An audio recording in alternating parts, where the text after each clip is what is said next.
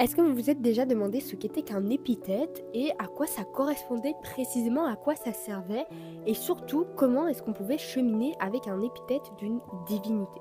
Hello les copains, j'espère que vous allez tous très très bien. Aujourd'hui, je vous réenregistre ce podcast pour la troisième fois parce que je trouvais que les deux fois précédentes, déjà l'épisode était vachement long, on était sur à peu près 40-45 minutes de podcast, que je trouvais un peu long sachant que je me répétais parce que comme vous le savez, ce sont des épisodes de podcast plus, comment dire, c'est pas qu'ils sont, enfin oui, ils sont pas travaillés dans le sens où j'ai pas de script, donc là c'est vraiment l'essence même de WeChat, c'est-à-dire discussion entre copines. J'ai reçu une question il y a pas longtemps qui était comment est-ce qu'on fait pour travailler avec un épithète d'une divinité. Là pour le coup c'était Aphrodite. Pour ceux qui ne le sauraient pas, je travaille avec Aphrodite, je suis dévote d'Aphrodite depuis un moment. Voilà, ça va faire 2 ans je pense que je travaille et que je chemine avec Aphrodite. Et j'ai récemment, enfin récemment c'était en juillet, mais bon soit, rip l'été, rip le soleil, rip mon bronzage, j'ai à cette période-là fait une série de vidéos sur les épithètes d'Aphrodite et certains ont appris à connaître Aphrodite au travers de ces épithètes et donc j'ai reçu une petite vague de questions là-dessus. Donc je me dis que ça pouvait être une bonne idée de vous partager ça, surtout qu'en ce moment je ressens beaucoup Aphrodite et que j'ai très envie de parler, donc c'est vraiment le bon moment pour vous faire un épisode sur qu'est-ce que les épithètes d'Aphrodite et comment je chemine moi avec ces épithètes et que je les intègre dans mes travaux magiques ou simplement spirituels. Petit disclaimer, vous n'êtes évidemment pas obligé de pratiquer de la sorcellerie en pratiquant l'hellénisme ou en faisant partie d'une religion, c'est vraiment deux choses différentes.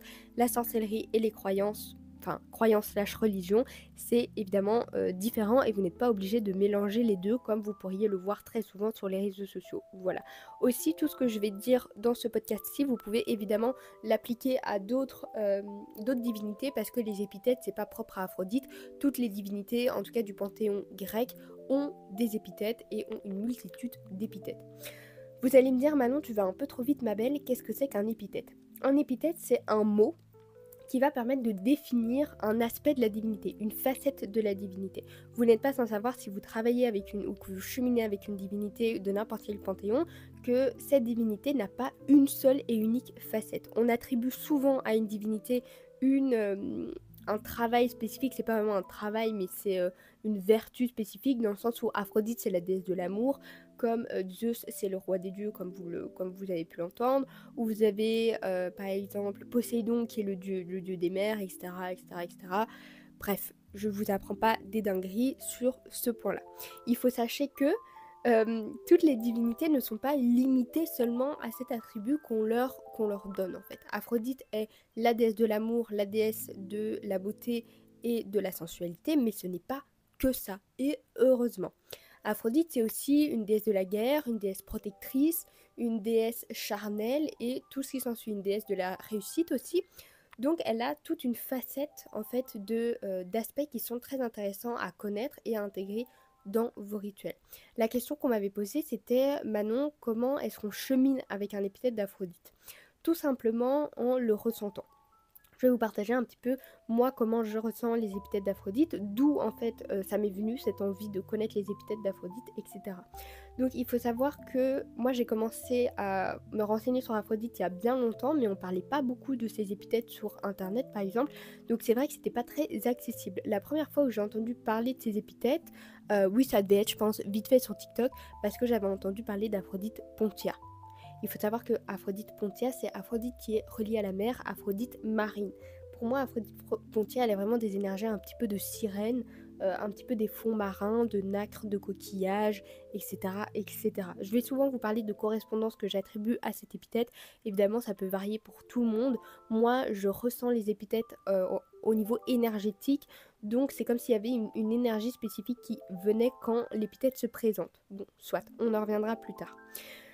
Donc j'avais vu Aphrodite Pontia et je me suis dit ok, qu'est-ce que c'est que ça en fait. Je vois que Aphrodite est accompagnée d'un mot, qu'est-ce que ça signifie? Si elle a un côté marin, quels sont ses autres côtés? Parce qu'il n'existe à mon avis pas que Aphrodite Pontia, il y a d'autres formes d'Aphrodite.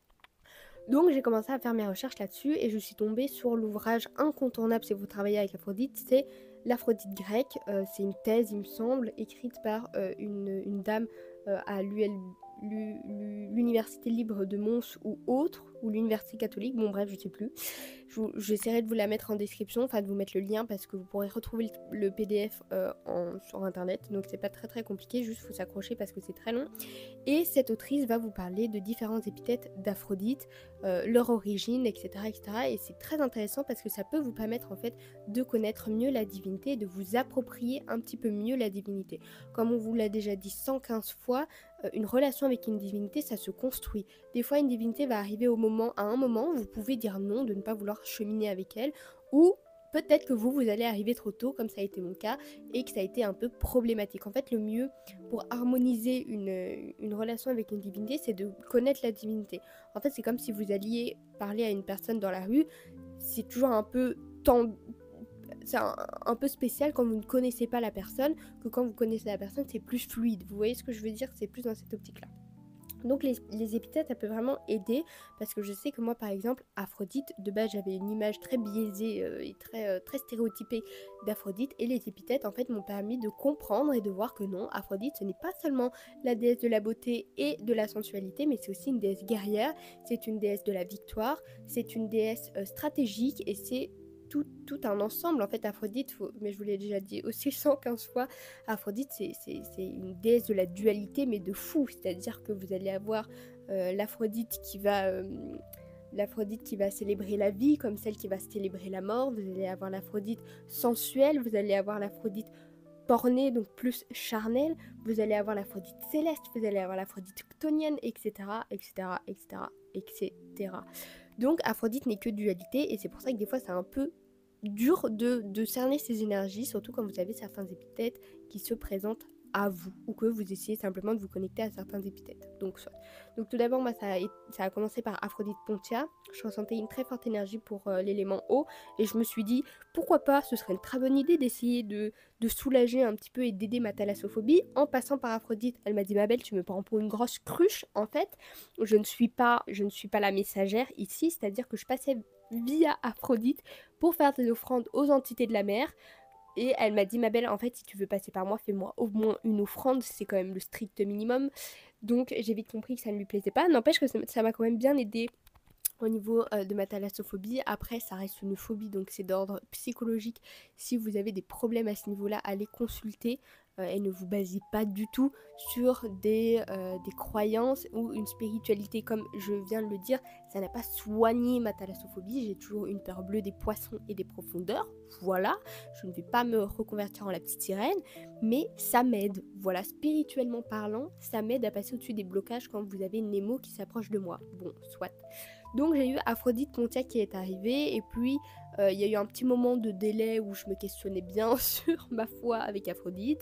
D'ailleurs, sachez, petit fun fact, que je remets en ce moment aussi un peu... En fait, c'est pas que je remets ma foi en question, c'est que des fois j'ai des moments où je me dis mais Manon, t'es folle ou quoi à croire en une... Alors tout le respect que je dois à Aphrodite, hein, à une divinité grecque qui n'existe plus depuis tard l'époque... et toi tu trouves ça normal. Voilà, mais en fait c'est le fait de remettre sa foi en question, et c'est quelque chose qui est très bien. Juste c'est un peu perturbant quand t'as ce genre de réflexion à 3h du matin et que t'es là en mode laissez-moi dormir s'il vous plaît. Bon soit. Ensuite, j'ai travaillé longtemps aussi avec Aphrodite Niképhoros. Je vous ai fait un petit fun fact sur les réseaux en disant que j'avais longtemps confondu Aphrodite Niképhoros avec avec Athéna tout simplement. Pourquoi? Parce qu'Aphrodite Niképhoros, c'est celle qui donne la victoire, et c'est un aspect d'Aphrodite qui est très procédurière, j'ai pas le mot. En gros, elle va vous amener à la réussite, mais par exemple, en très gros, hein, c'est juste pour vous expliquer, mais en par exemple passant par des to-do list, en passant par une structure spécifique, en ayant des petits objectifs pour atteindre vos gros objectifs. Vous voyez, c'est pas comme par exemple Aphrodite Aréa, donc Aphrodite de la guerre reliée à Arès, qui va vous faire foncer dans le tas tête baissée sans réfléchir. Aphrodite Niképhoros, elle est beaucoup plus réfléchie, beaucoup plus posée, qui sont un peu les énergies d'Athéna, même si Athéna a vraiment d'autres énergies. C'est pour ça que je me suis un peu prise pour une zinzin à penser ça, mais bon, soit. Aphrodite m'a vite fait comprendre qu'elle était là en mode ce n'est pas Athéna, c'est moi. Mais bon, soit, ça c'est une autre histoire. Et donc j'ai cheminé avec Aphrodite Niképhoros. C'est une divinité que j'aime beaucoup, comme je vous l'ai dit, dans des moments où j'ai besoin d'un petit coup de pouce. ou des moments, des périodes d'examen, etc. Je sais que j'avais fait dernièrement une neuvaine pour Aphrodite Niképhoros. Je sais pas si j'en ai parlé sur les réseaux sociaux, peut-être que vous l'avez vu vite fait, mais j'ai créé une neuvaine pour Aphrodite Niképhoros et une prière qui lui était spécifique pour des situations spécifiques, et ça m'a bien aidé. On va pas revenir sur le débat de on n'éteint pas une neuvaine, on éteint une neuvaine. Vous avez votre avis, chacun fait comme il veut, et voilà, passons à autre chose s'il vous plaît. Mais bon, voilà, du coup, il y avait Aphrodite Niképhoros, c'est une divinité qui a des correspondances de réussite et des correspondances un peu vertes, de la menthe, etc. Enfin, tout ce qui est relié, je trouve, à la réussite et à tout ce qui peut être vraiment procédurial. Il faut savoir que l'histoire d'Aphrodite Niképhoros, elle n'est pas très très développée dans l'Aphrodite grecque. On vous parle simplement que Aphrodite aurait aidé à gagner un procès. C'est pour ça qu'il y a ce truc. Moi, Aphrodite Niképhoros, je la vois avec une petite valise en mode avocate. Vous voyez ce que je veux dire? Elle va vous aider, elle va être un peu froide parce que c'est quand même pas trop votre pote, mais elle va être là pour vous soutenir, pour vous donner un petit coup de boost et pour vous aider à atteindre vos objectifs. Voilà. Vous avez évidemment l'incontournable Aphrodite Aréa, Aphrodite guerrière et Aphrodite qui est reliée à Arès. C'est une déesse qu'on a, il me semble, vénérée à Sparte, si je ne me trompe pas dans la prononciation du nom. Donc c'est une déesse, un aspect d'Aphrodite que vous allez souvent voir représenté avec une armure. C'est l'Aphrodite qui va vous faire foncer dans le tas, en fait. C'est l'Aphrodite qui va y aller sans réfléchir, qui va vous envoyer une énergie de fou, que ce soit des énergies très positives ou des énergies un peu moins positives. Et quand je dis moins positives, c'est de la colère, de la vengeance, du « ah ouais, t'as vu ce que tu m'as dit, bah je vais le faire ». Voilà, vous voyez ce que je veux dire? Un petit peu, faut pas venir m'embêter non plus. Donc ça, c'est vraiment l'Aphrodite pas trop, qui va y aller, comme je l'ai dit, dans le tas et qui va pas trop réfléchir avant. Donc c'est un aspect d'Aphrodite à prendre avec des pincettes parce que des fois, vous pouvez ressentir Aphrodite Aréa qui va vous faire ressentir des choses. Et comme je l'ai dit, c'est tellement dans la dualité que va falloir réfléchir quoi. Avant de suivre Aphrodite tête baissée, il va falloir réfléchir pour ne pas évidemment regretter les actes que vous avez faits ou ce que vous allez dire. Voilà. Donc vous avez Aphrodite Niképhoros, vous avez évidemment l'incontournable Aphrodite Urania, Aphrodite qui est reliée à Uranus, et Aphrodite Céleste, en très gros. C'est l'Aphrodite en fait qui va vous faire ressentir l'amour universel, qui va vous englober, qui va vous englober d'énergie tellement positive que vous avez l'impression que quelqu'un vous fait un câlin. Enfin, c'est vraiment les énergies d'Aphrodite Urania, c'est franchement quelque chose. Donc en général, moi je sais que dans mes rituels, c'est avec elle que je me connecte le plus. Peut-être parce que c'est l'énergie céleste d'Aphrodite. Et je me connecte aussi à Aphrodite Aréa quand je suis avec Stan, mon copain. Voilà. Je pense que la première fois que je l'avais ressenti, c'était là, Aphrodite Urania. Et c'est une Aphrodite avec laquelle je chemine beaucoup parce qu'en fait, elle est là très souvent. Et c'est elle que je remercie pour l'amour universel que Aphrodite peut me faire ressentir. En général, c'est à Urania à qui j'envoie toute ma gratitude. C'est sûr que je vais pas envoyer... Enfin si, je sais pas. J'allais dire c'est sûr que je vais pas envoyer ma gratitude à Aréa qui va aller m'envoyer foncer la tête baissée. Mais franchement, pourquoi pas. En fait, chacun ressent Aphrodite de manière différente. Moi, comme je vous l'ai dit, c'est vraiment très énergétique, des ressentis, des ok, j'aimerais ça par exemple comme offrande, ou ok, il faut que tu fasses ça. Et là, je sens que c'est Aréa ou que il y a Aphrodite Niképhoros, etc., etc., etc. Vous avez également Aphrodite Pandémos, qui est celle du peuple. Donc, pour moi, Aphrodite Pandémos, c'est celle qui va vous faire vous lever le matin. C'est celle qui va vous faire faire des choses que vous aimez faire, en fait. Même que vous n'aimez pas faire, je pense que l'amour est là dans chaque chose qu'on fait, même celle qu'on n'aime pas. L'amour et la haine, Aphrodite vous apprendra que vous n'êtes qu'à un cheveu de l'amour à la haine. Donc il y a ce truc de, pour moi, Aphrodite Pandémos, elle est plus dans des énergies un peu rouges, elle est dans des énergies un peu... Voilà, je sais pas trop, c'est un épithète que j'ai pas trop l'habitude de cerner, parce qu'en fait c'est un épithète qui pour moi est constamment là, mais qu'on ne voit pas trop. Voilà, c'est pas comme par exemple Aphrodite Aréa qui va apparaître dans des moments de colère, ou Aphrodite Urania qui va apparaître dans des moments d'amour. Aphrodite Pandémos, elle est là. Voilà, juste elle est là. C'est elle qui va vous faire des choses. C'est elle qui va vous rappeler que, bah, ma belle, tu fais ça parce que tu aimes le faire, parce que tu as envie de le faire et parce qu'il faut le faire. Voilà. Donc j'ai pas trop d'affinité avec Aphrodite Pandémos, même si je trouve que c'est l'Aphrodite qu'on va retrouver en chacun de nous, même si on n'en est pas conscient. Voilà, tout simplement. J'espère que je vais pas me faire ban en parlant de cette épithète, mais vous avez Aphrodite pornée, Aphrodite porn, je ne sais pas comment on dit, qui vous pouvez vous en douter, c'est l'Aphrodite qui aime les plaisirs de la chair. C'est l'Aphrodite qui va vous permettre parfois d'explorer certaines parts de votre sexualité. Et c'est aussi un aspect d'Aphrodite qu'il ne faut pas renier non plus. Moi, je sais que c'est un aspect d'Aphrodite que je voulais pas forcément avoir. Voilà, la partie un petit peu sexualité d'Aphrodite, c'est pas quelque chose qui me... Voilà, je sais que je me voile un peu la face parce qu'il va falloir passer par là. Et en plus, c'est un sujet qui m'intéresse énormément. Donc je sais pas, mais je sais qu'il y a un cheminement qui va être fait à ce niveau-là parce que je sens qu'il y a énormément de potentiel, je sens qu'elle va arriver à un certain moment, je ne sais pas quand, je ne sais pas comment, je ne sais pas si je suis prête à ça, mais je sais qu'elle va arriver et je sais que ce sera pour mon bien, bon soit. Vous avez également Aphrodite sombre et Aphrodite chtonienne. Donc pour moi, Aphrodite sombre, c'est un aspect... En fait, je différencie vraiment les deux. Là, pour le coup, je vous parle vraiment d'uniquement mes ressentis. J'ai pas lu sur le sujet parce que Aphrodite sombre et l'Aphrodite chtonienne, ce ne sont pas... Enfin, Aphrodite sombre, en tout cas, ce sont pas des... Enfin, ce n'est pas un épithète où vous allez retrouver beaucoup de sources. L'Aphrodite chtonienne, il me semble que vous allez en retrouver quelques-unes. Mais voilà, ça s'arrête là. Je sais que personnellement j'avais trouvé 2 épithètes d'Aphrodite. Vous avez Aphrodite qui tue les hommes et Aphrodite qui... j'ai oublié le nom, mais bon, soit.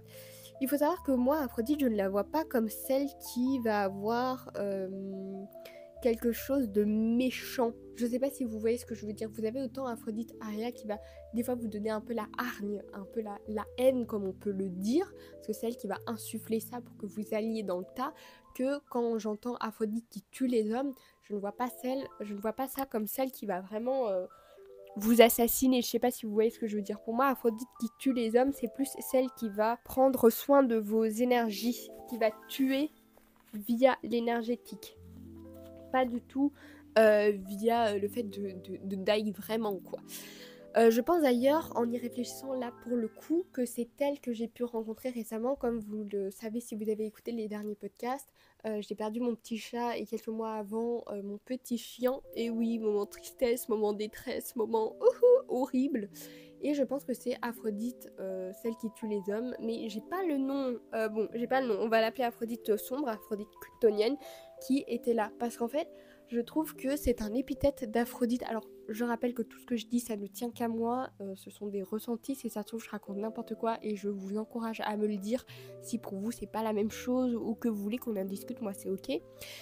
Pour moi, c'est celle qui va arriver dans le moment crucial de vous venez de perdre un être cher et qui va en fait vous dire soit tu prends soin de toi et tu t'en sors, soit tu prends pas soin de toi, tu prends pas soin de tes énergies malgré que tu aies perdu un être cher. Et de coup, de cet endroit-là, elle va un peu vous en mettre plein les genoux et ça va être un petit peu dur. Alors, je pense, c'est ce que j'ai pu ressentir. Je sais que quand les animaux sont partis, moi j'ai très fort eu ce ressenti que comme si Aphrodite venait de mettre un voile sur moi. Et vous voyez comme les veuves peuvent avoir un voile et elles se reconcentrent un petit peu sur elles, c'est tout à fait ce que j'ai pu ressentir et avoir le ressenti de la présence d'Aphrodite. Calculez combien de fois j'ai dit divinité, ressenti et Aphrodite, c'est une dinguerie. Mais donc voilà, moi j'ai pu cheminer avec Aphrodite sombre, Aphrodite chtonienne via cet endroit-là. Et c'est comme ça que je le ressens. Après, si ça se trouve, je suis à côté de la plaque et c'est un autre épithète, ce qui est franchement possible. Mais c'est comme ça que j'ai pu la ressentir. Et vous avez aussi un autre aspect d'Aphrodite que j'associe plus aussi chtonienne, mais qui pour moi est celle qui va apaiser le cœur des défunts et qui va les aider dans l'au-delà.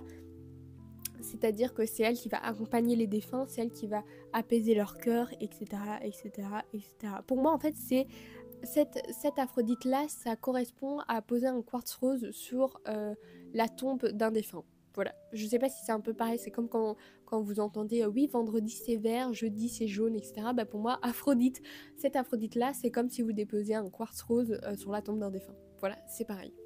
Comme si vous mettiez un pansement sur une plaie. Voilà, c'est celle qui va en fait vous permettre de passer à autre chose, mais vous avez l'Aphrodite aussi, comme je vous l'ai dit, qui va en fait vous dire ma belle, là faut que tu prennes soin de toi. Parce que si tu prends pas soin de toi, ça va être très très dur, quoi, énergétiquement parlant. Donc voilà. Vous avez également d'autres parties d'Aphrodite qui sont moins connues. Vous avez l'Aphrodite Sausandra, il me semble, c'est celle qui aide les hommes. Donc celle qui va vous donner un petit coup de main.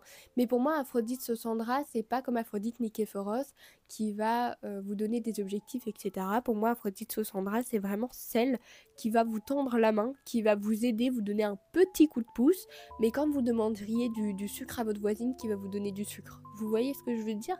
Donc il y a ce truc vraiment avec Aphrodite qui est multifonction, multifacette. Aphrodite, c'est un peu le couteau suisse.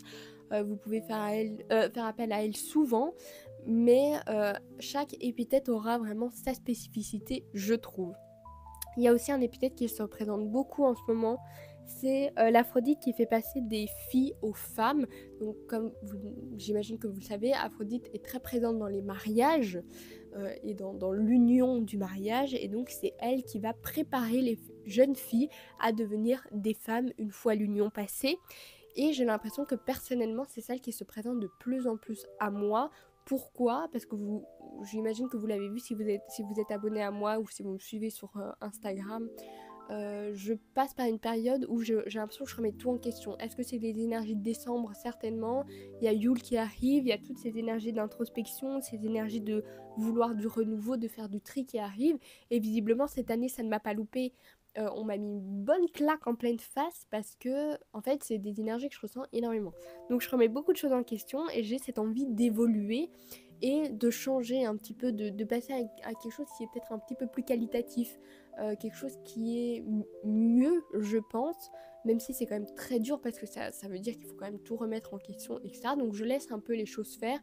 Et pour le moment, je ressens l'énergie de cette épithète que je dois évidemment apprendre à connaître encore, mais que je laisse faire en fait. Moi, c'est comme ça aussi que je chemine avec Aphrodite, c'est que des fois, je ressens des énergies, je sais qu'il va se passer quelque chose, comme je l'ai dit par exemple pour Aphrodite Porn ou pour cette Aphrodite-ci dont je vous parle, mais que j'ai pas le nom de l'épithète. Je sais qu'il va se passer quelque chose, je sais que des fois, elle est là, par exemple là, ces derniers temps, je sais qu'elle est là, je ne sais pas pourquoi, mais ce n'est pas mon rôle enfin si, c'est mon rôle de chercher pourquoi si je veux la réponse, mais moi je suis dans une optique de je sais qu'Aphrodite veut me faire passer un message, elle me le fera passer en temps voulu, au moment voulu, de la manière voulue, et en fait moi je suis à sa disposition en fait, c'est comme si j'ouvrais la porte et que je la laissais faire. Je sais que si elle doit me faire passer un message, ou que même quand je dis elle doit, c'est pas forcément m'avoir au téléphone et commencer à discuter, c'est plus l'univers, elle va peut-être mettre en place des choses pour que la vie me fasse comprendre que, voilà. Eh bien, je sais qu'elle le fera en temps voulu et que ça arrivera en temps voulu. Comme je vous l'ai dit, pour l'Aphrodite sombre, l'Aphrodite un petit peu ctonienne, celle qui tue les hommes. J'aime pas dire ça, j'ai l'impression que je vais me faire strike par Spotify et tout ce qui s'ensuit. Non, hein, s'il vous plaît, hein, s'il vous plaît.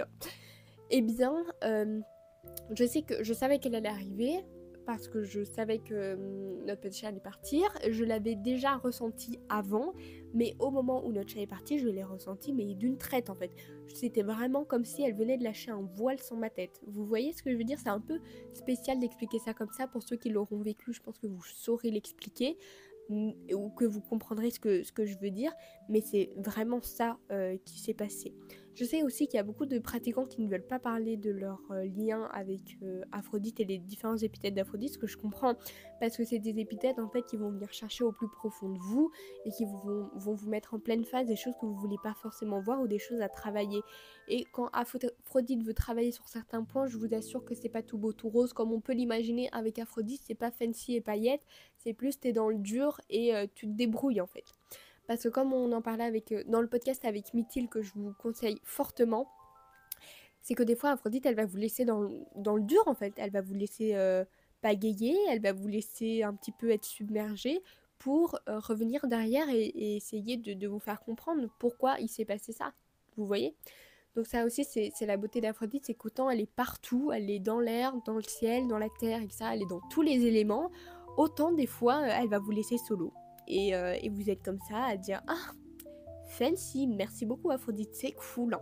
Donc voilà, je sais pas si si j'aurais répondu à toutes les questions. Comme je vous l'ai dit, Aphrodite a des centaines, et franchement je pense que j'abuse pas, elle a des centaines et centaines et centaines d'épithètes.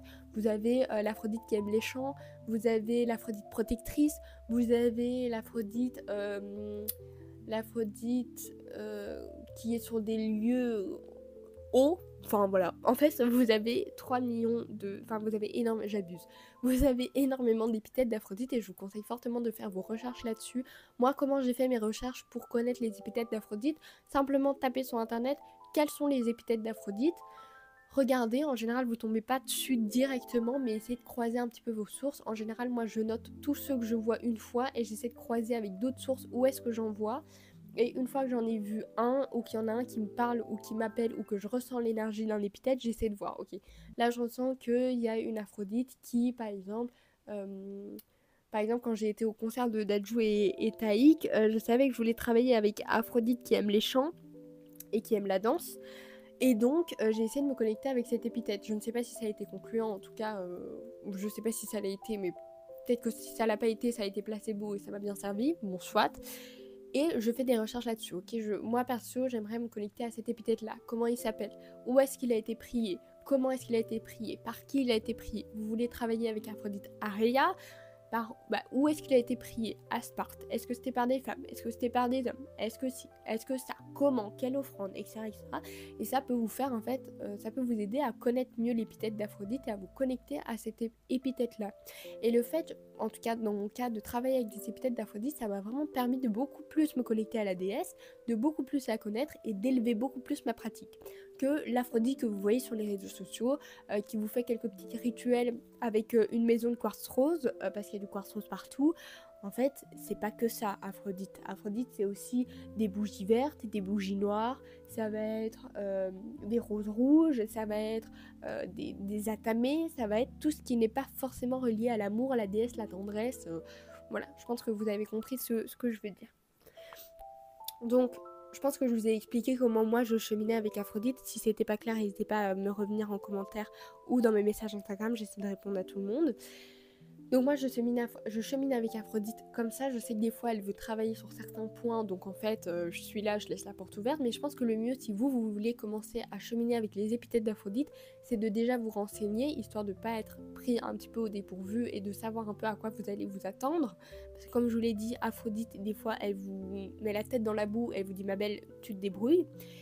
Et aussi de laisser la porte ouverte. Ça c'est le principal. Des fois on aimerait qu'il y ait un épithète qui se présente et en fait c'est tout à fait un autre. Ou alors on pense que c'est un épithète et en fait c'est un autre. Ce qui est bien, c'est de laisser la porte ouverte, de voir ce qui arrive, de voir ce qui se passe. C'est pour ça aussi que moi le 3/4 du temps, je ne prends pas position, dans le sens où je ressens un épithète, je laisse faire, je vois ce qui se passe. Parce que j'ai pas non plus envie d'interférer avec ce qui pourrait se passer. Je sais que si Aphrodite met quelque chose sur ma route, c'est pour une leçon spécifique, ou des fois pas du tout, hein, mais c'est pour une leçon spécifique, et je laisse la porte au j'accepte, et j'attends de recevoir ma leçon en fait. J'attends, mademoiselle, j'attends. Donc voilà. Je ne sais pas si ce podcast aura été utile. En tout cas, si vous avez encore des questions sur les épithètes, n'hésitez surtout pas à me les poser, que ce soit en description, dans la boîte à commentaires en dessous du podcast ou dans mes messages privés. Vous savez bien que Aphrodite et moi, c'est l'amour d'une vie. Je l'aime d'amour. Donc si vous avez des questions, je serai heureuse de discuter de ça avec vous. Pourquoi pas faire d'autres podcasts si vous êtes nombreux à avoir des questions. Moi, je ne suis pas fermée à l'idée, certainement pas. Et donc voilà, j'espère que ça aura été utile. J'ai l'impression d'être moins partie dans tous les sens que le dernier podcast que j'avais enregistré, que j'ai dû réenregistrer. Du coup, c'est celui que vous écoutez maintenant. Mais c'est bien parce que je sais que j'étais vraiment partie dans tous les sens et ça m'a un peu tendue. Comme je vous l'ai dit, c'est le côté d'Aphrodite qui me dit en fait, ma belle, essaie d'évoluer un petit peu dans ton contenu. Bon, soit, si ça se trouve, vous allez me dire que je mentalise un peu tout, hein, c'est possible. Hein. Mais moi, c'est comme ça que je chemine avec Aphrodite. Certains diront que j'abuse à toujours tout associer à Aphrodite, mais je suis désolée. That's life. C'est la vie. C'est comme ça. Moi, Aphrodite, elle est partout, tout le temps. Ça devient obsessionnel, c'est effrayant. Je vous jure qu'à un moment, ça m'a vraiment effrayée de me dire, mais c'est un peu tout le temps, je pense à Aphrodite, tout le temps, elle est là, tout le temps ci, tout le temps ça. Je vous jure que c'était effrayant.